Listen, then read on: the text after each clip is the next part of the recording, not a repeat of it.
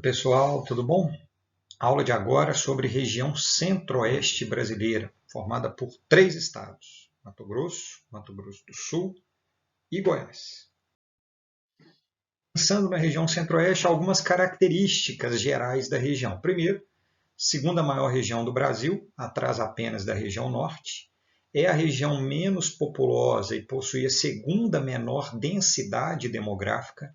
A menor densidade demográfica é da região norte do Brasil, o que caracteriza tanto a região norte quanto o centro-oeste como vazios demográficos. Guardem essa expressão, tá? Região norte e região centro-oeste, chamados de vazios demográficos.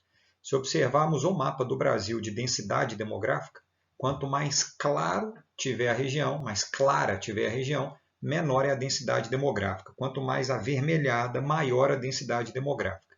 A gente repara grande densidade demográfica na região de São Paulo, Belo Horizonte, Rio de Janeiro, capitais da região sul do Brasil, região de Brasília, Distrito Federal, Goiânia, ao lado aqui, litoral nordestino com as principais capitais do Nordeste e as áreas mais escuras. E se a gente pega centro-oeste brasileiro e norte do Brasil, região marcada por grande vazio demográfico, baixíssima densidade demográfica, baixíssima ocupação.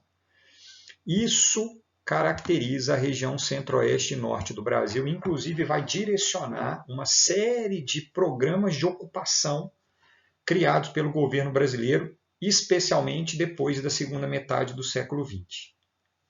Esses programas de ocupação foram fundamentais para o crescimento urbano da região centro-oeste, com destaque para suas 3 capitais, ou melhor, 4, que a gente tem. Cuiabá, a 20ª capital brasileira em habitação, em termos de população, 618 mil habitantes. Campo Grande, a 15ª, 906 mil. Goiânia, a 10ª capital brasileira em contingente populacional, 1,5 milhão. E Brasília, Distrito Federal, 3ª capital brasileira em termos demográficos, com 3 milhões de habitantes, ficando atrás apenas de São Paulo e Rio de Janeiro. Lembrando que a Brasília não tem prefeito, assim como as cidades que compõem o Distrito Federal. Existe o governador do Distrito Federal. E as cidades não têm prefeitos, tá? Então existe o governador para as cidades que compõem o Distrito Federal, Brasília e as cidades satélites, a região metropolitana.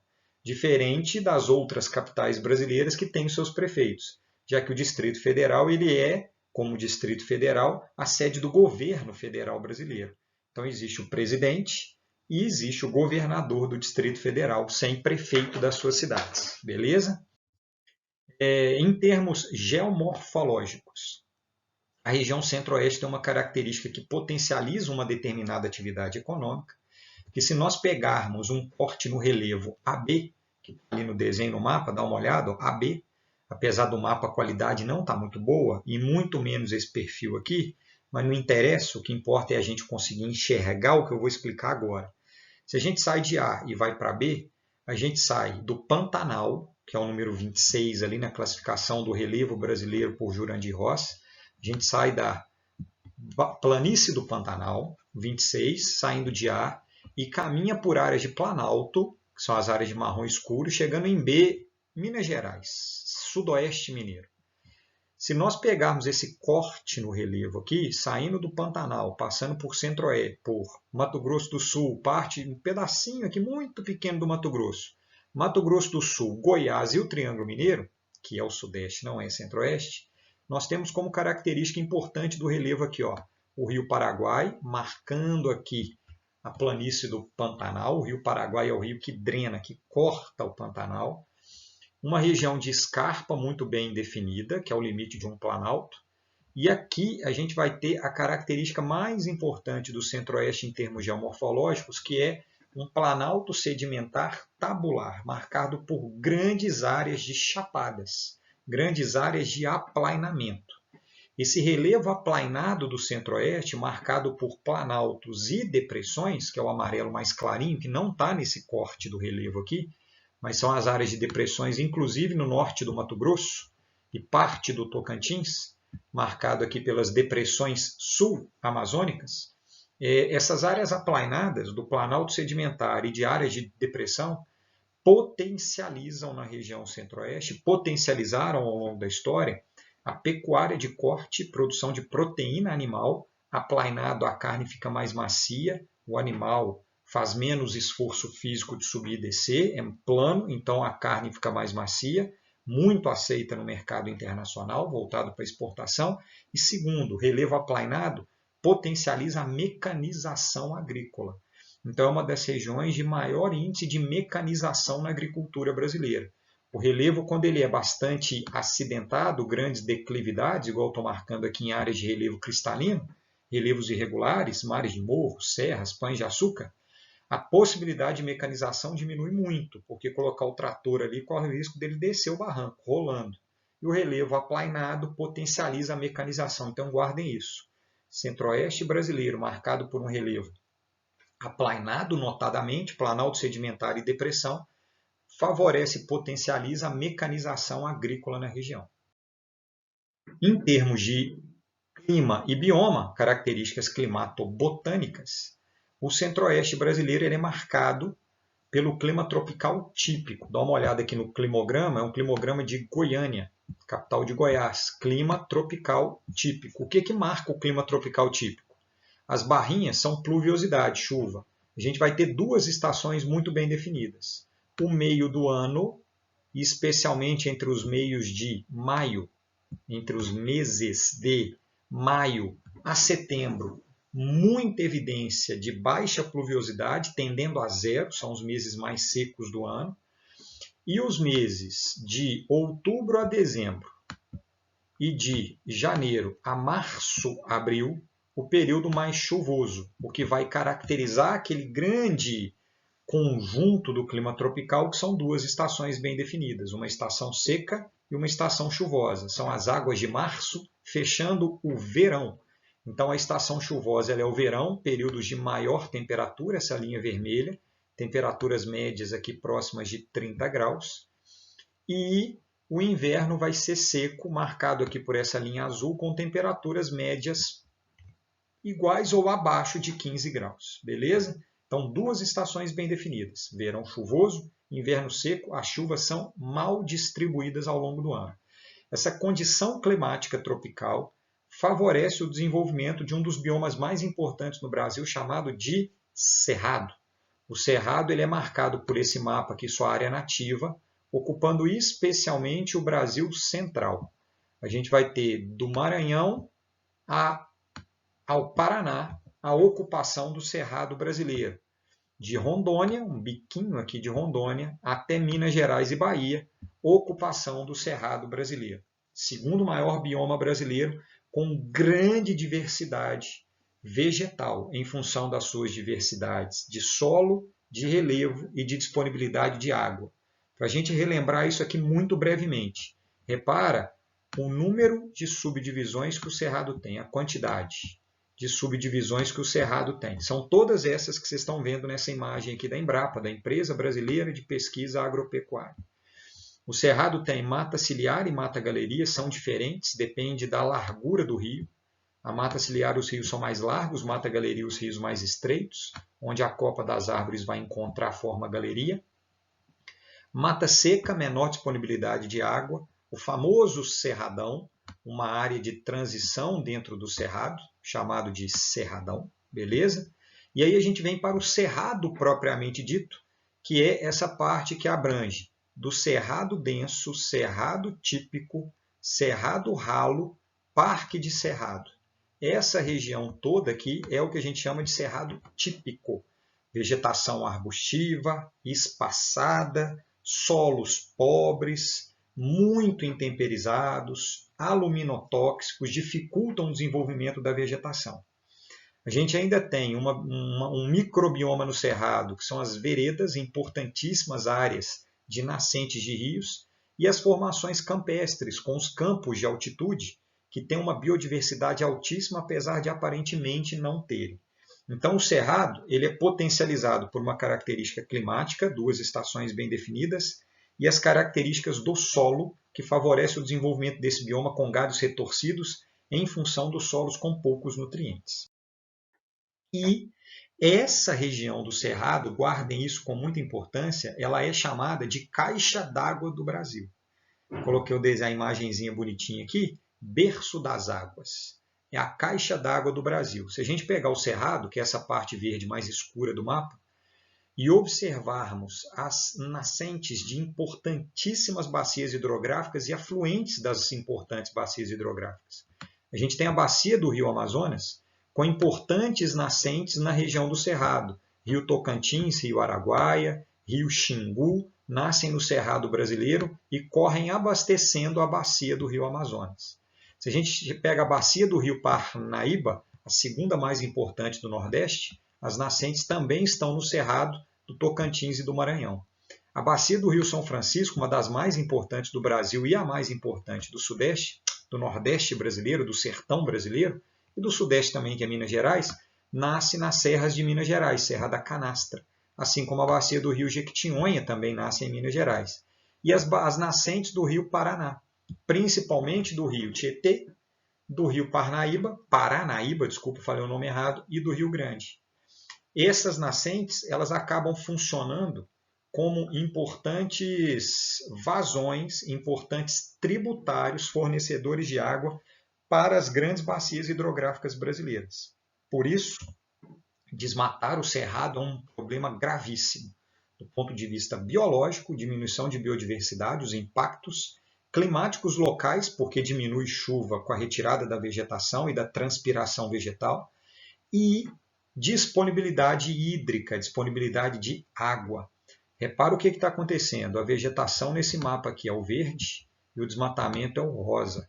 Repara que a gente tem mais da metade do cerrado já desmatado, com destaque para São Paulo, Triângulo Mineiro, Goiás, Mato Grosso e Mato Grosso do Sul. Ou seja, o desmatamento do cerrado, além de produzir problemas biológicos, climáticos, gera deficiência hídrica nas mais importantes bacias hidrográficas.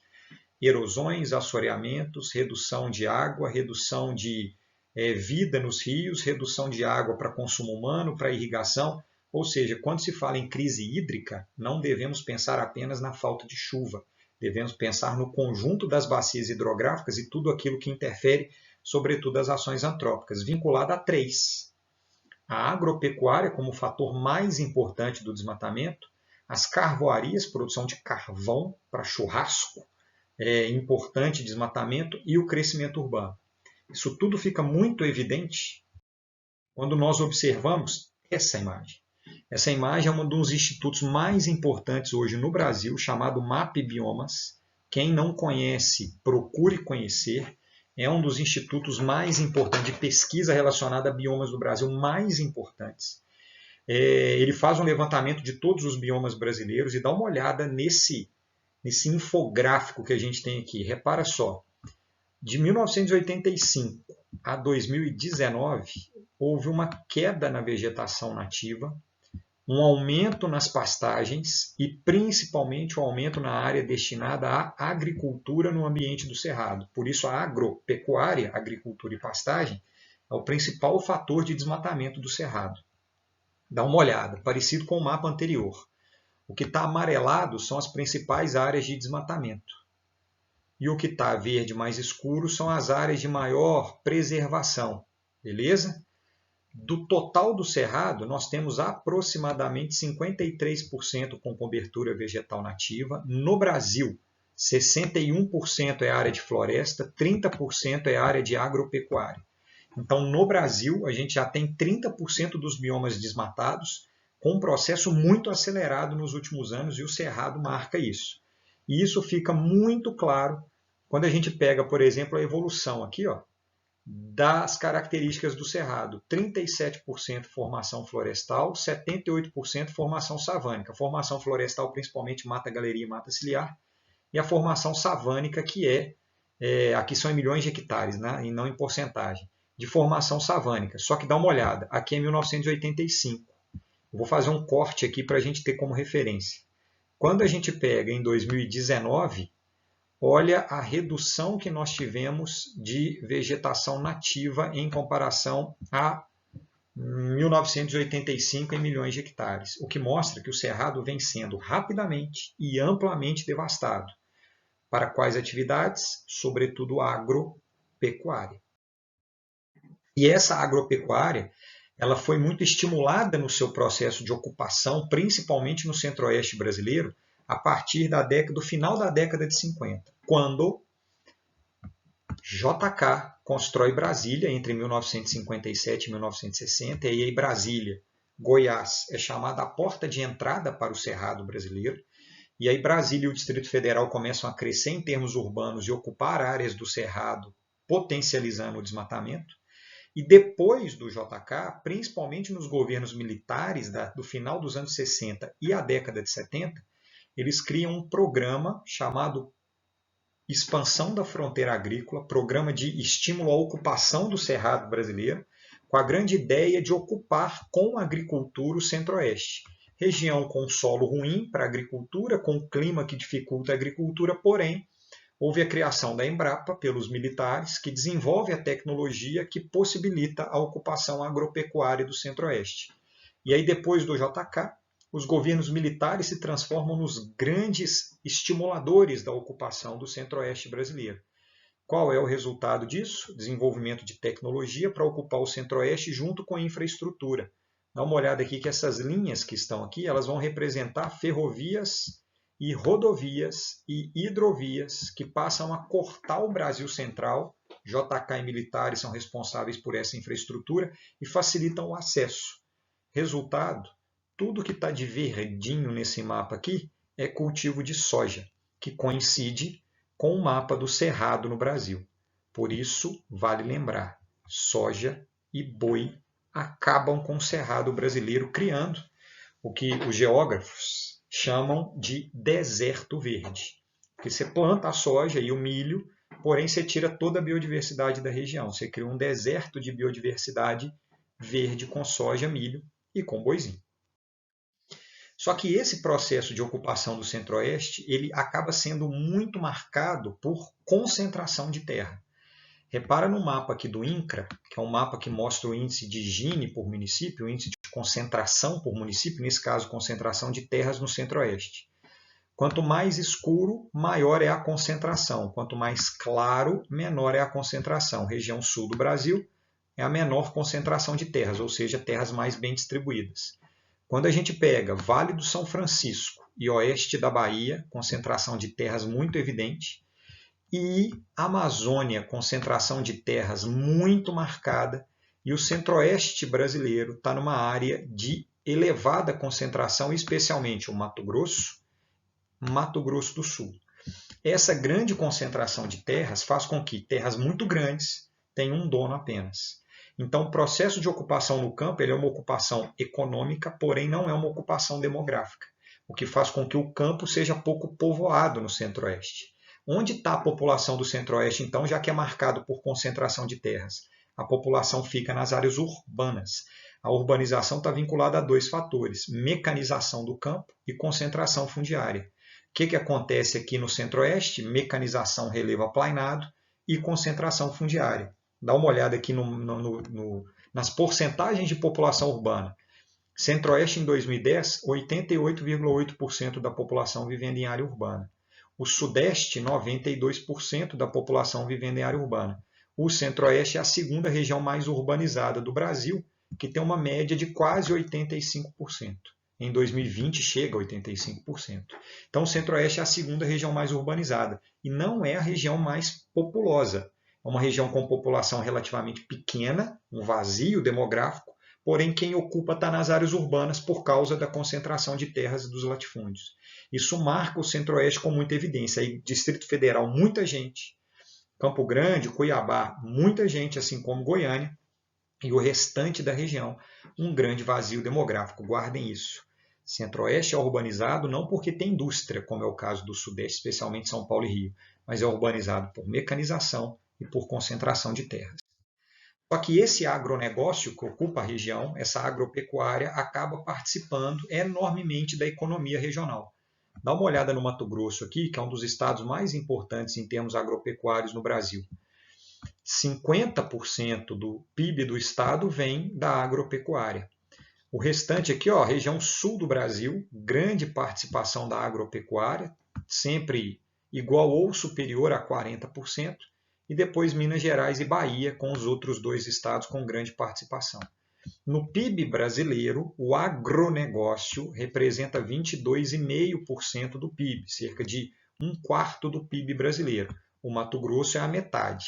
Só que dá uma olhada nesse gráfico do lado. O PIB brasileiro, porcentagem por setor da economia, participação. O setor de serviços, 73% lá em 2017, é o que mais colabora com o PIB brasileiro, o comércio especialmente. A indústria, 21%. E a agropecuária, 5,4% do PIB brasileiro. Bruno, me explica melhor isso. Como que a agropecuária representa 5,4% do PIB? E aqui nesse gráfico do Brasil, a gente tem 22,5%. Só que aqui esse gráfico é do agronegócio. O agronegócio ele vai somar a agropecuária, que é plantar e colher, que é criar o boizinho, com as atividades industriais que estão vinculadas à agropecuária. Produção de fertilizantes, de máquinas, de insumos agrícolas, de tratores e por aí vai. E aí a gente soma a indústria da agropecuária com a agropecuária. Mato Grosso é o estado que tem a maior participação no seu PIB interno vinculado a isso. Por isso, do ponto de vista ambiental, a agropecuária no Centro-Oeste é devastadora. Do ponto de vista da distribuição das terras, extremamente concentrada, mas economicamente tem papel fundamental na região e no PIB brasileiro. Beleza, pessoal? Grande abraço.